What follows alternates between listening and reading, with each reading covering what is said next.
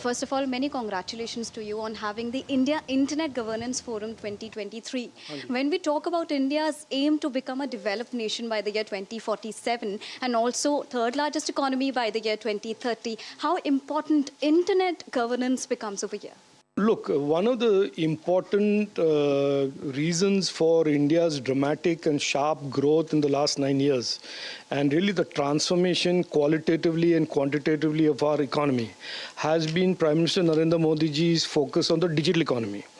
Ever since he launched the Digital India in 2015, the digital economy has grown at 2.5 times the normal economy.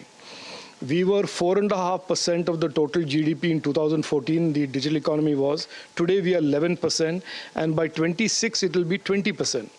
So digital economy is not just transforming the lives of citizens, transforming governance and democracy. It is also creating more and more opportunities for our young Indians, creating entrepreneurship opportunities, startup opportunities, and also creating deep technological capabilities in a manner where India is being transformed as a nation. We were a consumer of technologies for 30 years. Today we are producing devices, products, platforms, solutions for the rest of the world. So all of this momentum has to be carried into the next 10 years, as the Prime Minister calls it, the India Decade.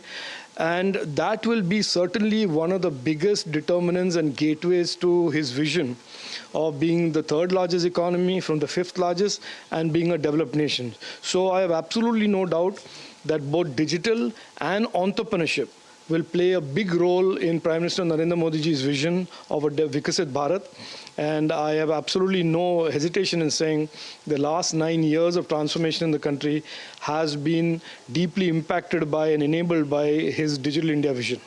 And when we talk about the recently held Mann Ki Baat edition of Prime Minister Narendra Modi, he said and urged the citizens to use UPI more and more and use cash less. When we talk about this sort of digital trust, we saw this digital trust in G20 members also, when we saw not only the New Delhi declaration, but also the members participating at various events across India. So how do you see this kind of digital trust impacting the overall world? Look, the G20 declaration, usually there is so much of misgivings between countries, and there's usually a lot of quibbling before a declaration is agreed to and a consensus.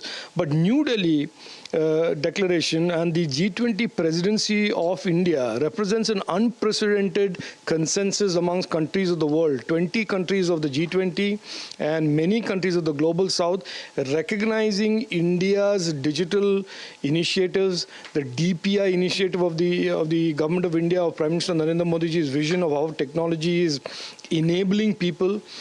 And they embedded that in the New Delhi Declaration. Not only that, there was an agreement between countries of the world that India will host a global DPI repository.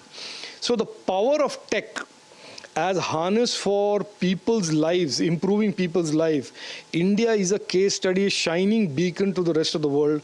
Prime Minister Narendra Modi ji's vision is what has enabled it. And today, in a lot of ways, India is a beacon, lighthouse, catalyst for countries of the global south who also want to implement India DPIs in their country.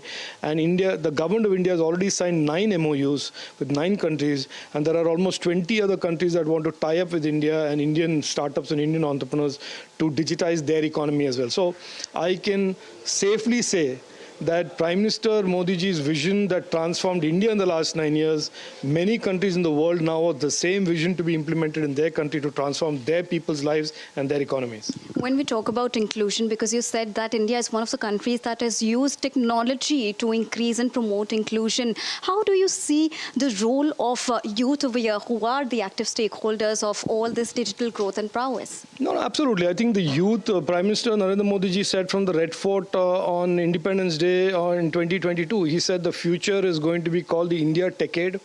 And more importantly, that the future India Decade will be built by the determination, the innovation, the perseverance, hard work of young Indians.